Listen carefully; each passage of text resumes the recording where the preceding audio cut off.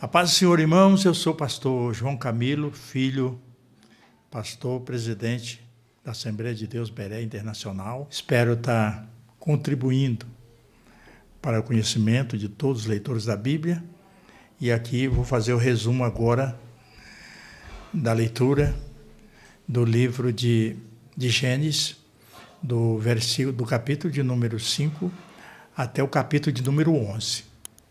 Capítulo de número 5 começa com a genealogia. Muitas pessoas, essa é uma parte da Bíblia que muitas pessoas não gostam de ler.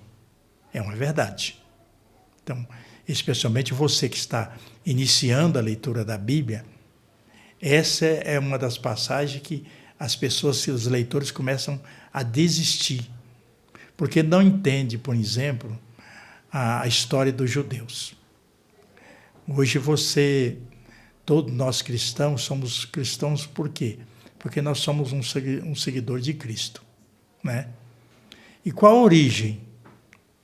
Genealogia é a origem das pessoas. E qual a origem de Jesus? Por que nós somos um cristão, né? Jesus era quem? Qual a origem da tribo de Davi? Quem era Davi? Filho de Jessé, né? Filho de Obed, filho de Boaz, né? Com Ruth. Então, como é que a gente fica sabendo disto? A gente fica sabendo disto através da genealogia. Então, a genealogia também é importantíssima para nós entender a origem, né? Como é que você vai saber de onde você veio se você não sabe o nome do seu pai, se não sabe o nome da sua mãe? Então, a Bíblia é para isso. Por isto, os judeus, eles sabem hoje a sua origem até hoje. E na história do judaísmo, nós podemos entender que, por muito tempo, até por desobediência da nação de Israel, eles ficaram escravizados, longe da pátria deles, mas nunca perderam a sua origem, por causa da palavra de Deus. Então, isso é muito necessário. Nesse capítulo aqui, algum registro importante do capítulo 5 de Gênesis, história de Enoque. Lá nós encontramos a história de Enoque. Quem era Enoque? Eu vou dar aqui, falei que não ia citar muitas referências, mas para não ficar difícil para vocês. Capítulo 5, versículo 20 a 23, vai falar sobre, na própria história da genealogia, vai falar sobre Enoque, né? Que era filho de Jared. E lá vai dizer assim: e andou Enoque com Deus e não se viu mais, porquanto Deus o tomou para si. Ali que nós vamos começar a aprender como será o arrebatamento da igreja. Assim como Enoque teve uma vida de santidade com Deus, que andou aqui nessa terra 300 anos com Deus e foi morar no céu, não viu nem a morte, assim também todos os cristãos que acreditam em Jesus, no arrebatamento, um dia vai desaparecer desta terra. Então, esse registro é importantíssimo, não pode sair da mente, do coração de todos os leitores da Bíblia. Nós temos também, nesse texto também, além do arrebatamento de Enoque, foi ali que o homem começou a desobedecer a Deus. E termina o capítulo 5, e nós vamos para o capítulo 6. E no capítulo 6, nós encontramos a história, ali começou a história da humanidade. A gente começa a ter ideia de geografia, a gente começa a ter ideia de civilização, a partir do momento que ali a Bíblia vai dizer que os filhos dos homens, ou melhor, os filhos de Deus, viram que as filhas dos homens eram bonitas e tomaram para si mulher. É bom você prestar bastante atenção, porque desse capítulo 6 surgem muitas doutrinas heréticas. E é muito interessante, especialmente agora nesse trimestre, que nós estamos estudando sobre seitas e heresias. Ali é que surge uma das primeiras heresias, do capítulo 6 de Gênesis, quando ali há muitas doutrinas ou falsas doutrinas distorcidas sobre, por exemplo, a doutrina dos anjos. Há muitos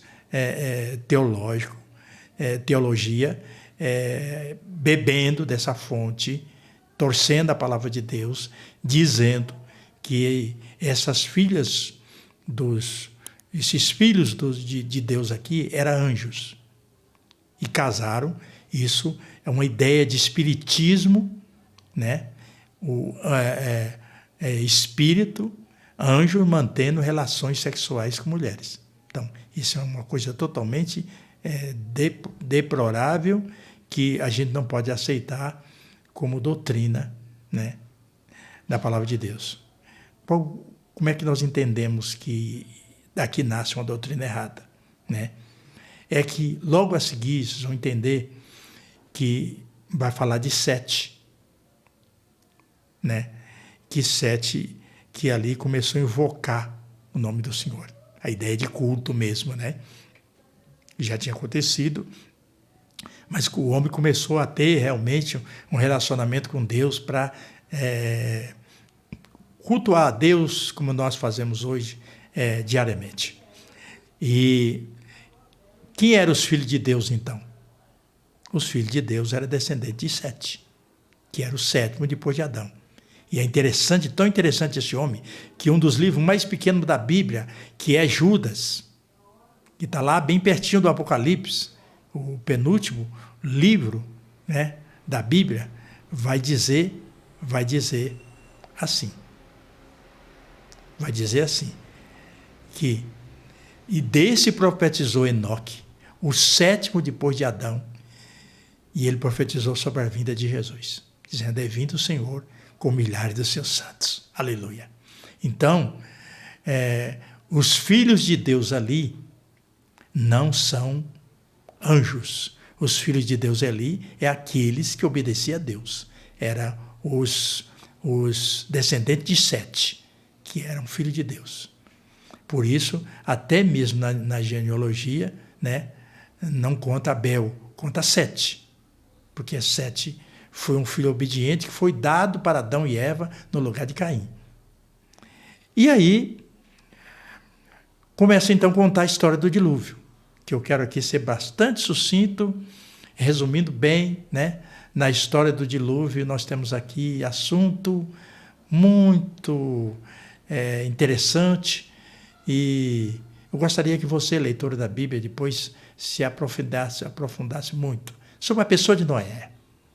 Quem era este homem, né, que foi achado justo diante de Deus? Você estudou? Você está lendo a Bíblia só para ler, ou você está lendo a Bíblia para estudar? Por exemplo, quem foi Noé? Quantos filhos Noé tinha? A Bíblia vai dizer que no ano 600, né, no ano 500 da vida de Noé, Noé gerou, ele foi pai de 3 filhos, Sem, Cão e Jafé. Há uma ideia que esses 3 crianças eram trigêmeos, que a Bíblia não vai, isso não é uma certeza absoluta, né? Vai dizer que no ano 500 ele foi pai de Sem, Cão e Jafé. E ali começa a história do dilúvio, né? Interessantíssimo, para a gente entender como era o mundo animal, né? Como Deus criou o homem e criou os animais para tudo se submeter a ele. Porque como é que os animais, como Noé, ele foi obediente em construir a arca. O que simboliza aquela arca? Há inclusive um hino na harpa cristã de número 430, que você vai cantar assim, né? É Jesus a minha arca, a quem eu posso repousar. Então, aquela arca era o símbolo de Jesus. Então, assim como o mundo, todo mundo pereceu, e só quem estava dentro daquela arca não pereceu, hoje, no século XXI, também, todos aqueles que aceitou Jesus, que creu em Jesus, que obedece à palavra de Deus, quando esse mundo for desfeito, quando Jesus voltar, Só aqueles que estiverem na arca, que é Cristo, é que ficará livre, como a Bíblia vai dizer, né? Como guardaste a palavra da minha paciência, também eu te guardarei da hora da tentação que há de vir para tentar sobre todos que habitam na terra. Então, é muito maravilhosa essa história da arca. Jesus vai mencionar Noé. Capítulo 24 do Evangelho de Mateus vai mencionar Noé, dizendo assim: assim como foi nos dias de Noé, também será a vida do Filho do Homem. Comia, bebia, casava, dava em casamento, até que o dilúvio veio e levou a todos. Quando Jesus voltar, ele está dizendo que será parecido nos dias do arrebatamento da igreja. Isto é uma coisa muito importante, para não dizer o mais importante de todos. Aqueles animais entram na arca de forma empolgante, lindo demais, né? Imagina vocês uma girafa com o pescoço, um animal tão alto, com o pescoço tão comprido, para entrar por uma porta, né? Mas tudo estava sob o controle de Deus. Então, os animais entraram, um casal dos animais que não eram considerados limpos, né? E 7 casais para os animais que era considerado limpo, né? Para ser conservado a semente. Na arca tinha alimento para todos. Na arca não faltou absolutamente nada. Todas aquelas vidas ali foram supridas, né? A família de Noé. A família de Noé. Ele, a esposa, os 3 filhos e as 3 esposas dos 3 filhos, né? Então, foram o quê? 8 pessoas. Só 8 pessoas foram salvas no dilúvio. E no dia de Jesus? Fica aqui a interrogação. O dilúvio termina. Lembra lá a história da pomba? Lembra a história do urubu? Noé solta o urubu, ele tenta repousar, não acha lugar. As águas não tinham baixado. Então, mostra as multiformes maneiras que Deus tem para falar com o homem, né? Com isso, Noé viu que não podia abrir a porta da arca, até porque a arca é uma segurança, né? Depois ele solta uma pomba. A pomba também não volta. A pomba também volta porque não tem como repousar, né? Ele solta o corvo não volta. Ele fica lá porque ele já estava no mundo dele, de consumo de carne estragada. Ele solta novamente a pomba traz uma mensagem para ele. Uma folha de oliveira traz. Então Adão descobre que realmente as águas já tinham baixado, né? Assim que as águas secaram, nós encontramos aí, também no capítulo 7, nós encontramos também a aliança. A aliança de Deus com o homem, com toda a humanidade. Deus já faz uma aliança ali com toda a humanidade. Capítulo 8, nós encontramos lá, da mesma sorte que vocês lê, que nós lemos no capítulo 7, dizendo assim,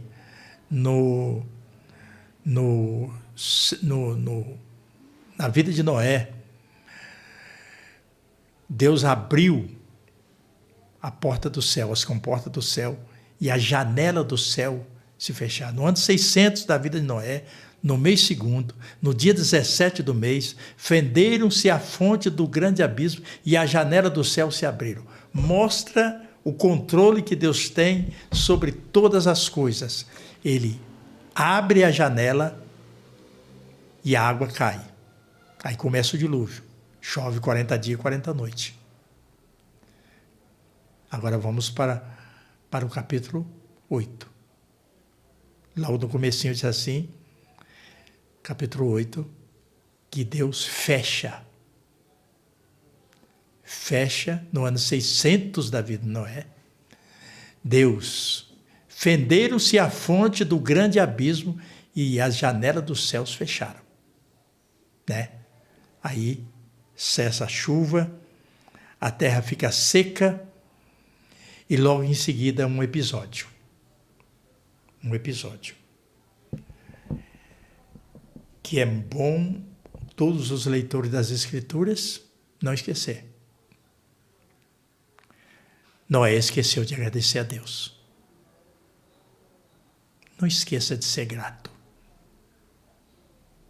O privilégio que Deus te deu para ler a Bíblia, para estar de posse agora dessa primeira joia, que é o livro de Gênesis, leva você, todos nós, a refletir, até para me ler mais de uma vez, né, e ser grato a Deus. Ele plantou uma vinha. Ele planta uma vinha. A vinha produz, mas Noé não foi grato. Ele usufruiu da vinha e aí surge aí uma doutrina fundamental que é o álcool, o prejuízo, a destruição da família, né? Quando Noé descontrolou e ele ficou bêbado. Ele perdeu o autocontrole, ficou bêbado e ficou deitado lá nu. E um dos seus filhos, chamado Cã, ou Cão, depende da tradução, Cã, ele viu seu pai nu. E aí surge uma ideia que família precisa ter respeito. É muito fora de ética um pai, uma mãe que disse assim, tem que ser tudo igual, o meu filho precisa conhecer o meu corpo para conhecer o corpo dele, aí toma banho com o filho, toma banho com a filha, né? Isso não pode acontecer. Isso é uma falta de respeito. Então, quando o Cão, ele viu aquilo, ele foi contar para os seus 2 irmãos. Os 2 irmãos, quando soube daquilo, teve respeito pelo pai, o que não aconteceu com Cã. Aí arrumaram uma capa para cobrir a nudez de Noé. Enquanto, por causa disto, nós encontramos ali bênçãos e maldição. Noé abençoa Sem, que é hoje a origem da nação de Israel, que são os semitas. São odiados hoje, mas sempre vitoriosos. Nós temos exemplo, inclusive, da última guerra que está terminando agora. Teve um cessar-fogo, inclusive está sendo assinado agora, da guerra lá do Oriente Médio, né? Israel está sendo vitorioso mais uma vez, por causa da promessa que Noé abençoou seu filho Sem, que são israelitas hoje. Bendito seja o Deus de Sem. E quanto a Jafé, que foi um dos que ajudou a cobrir a nudez do seu pai, Noé abençoa Jafé com a seguinte bênção: alargue Deus a Jafé. Isso é ampliação, isso é território, né? Hoje é um dos continentes mais poderosos do mundo, né? Rico, onde tem as nações mais ricas, né? Os alemães, os italianos e essas nações poderosíssimas hoje economicamente, hoje, sempre, eles estão abençoados na terra. E Deus amaldiçoou Cã, que foi todas aquelas nações que Israel destruiu do Egito, quando foi do Egito para Canaã, que o cananeu, o eteu, o zebuseu, o amorreu, e todas essas nações descenderam então de Cã, que estão sobre maldição até hoje, se não aceitarem Jesus. Porque todo mundo, a maldição, ela não permanece sobre o homem, simplesmente porque aconteceu lá atrás, porque Jesus veio para quebrar todas essa maldição. Aí, capítulo 10 e 11, nós encontramos então, especialmente no capítulo 11, já para resumir, né, a história da Torre de Babel. E eu termino aqui esse resumo falando sobre a história da terra da Torre de Babel, né? E Babel, desse nome aqui surge Babilônia, é ali que está a origem dos babilônios, né? Que foram um império poderoso no mundo, E então essa ideia de orgulho, de ser mais, já surgiu nessa época, e isso veio totalmente contraditório àquilo que Deus já havia dito lá atrás. Crescei, multiplicai, enchei a terra, porque eles queriam construir essa torre, construir uma cidade e não sair dali. E era um processo de crescimento. O mundo estava em um processo de crescimento, de civilização, e eles usaram uma expressão que Deus repetiu. Quando ele, lá no começo do capítulo 11, vai dizer: eia, façamos tijolos, queimamos bem, construímos uma torre cujo topo chega até o céu. Olha onde o homem quer subir no seu orgulho. Desceu. Qualquer que achar como homem que quer ser igual a Deus, ou quer chegar próximo de Deus através do seu conhecimento intelectual, já caíram como Nabucodonosor, como caiu o Faraó, e como caiu Herodes, todos vão cair. Né? Então, Deus usou a mesma expressão, eia, desçamos. A doutrina da Trindade está aí novamente. Eia, desçamos. Deus fala mais uma vez no plural, para mostrar que o Pai, Deus Pai, não estava sozinho. Eia, desçamos, confundamos a língua, para que um não entenda a língua do outro. E ali foi que surgiu as línguas. Cada nação falou a sua língua quando pedia um determinado material para construir a torre. Deus confundiu a língua, então não entendia sequer o material que estava sendo pedido. Né? E eu termino aqui, então, esperando que tenha contribuído para o seu conhecimento com esse resumo aqui, terminando aqui no capítulo de número 11. Deus abençoe a todos.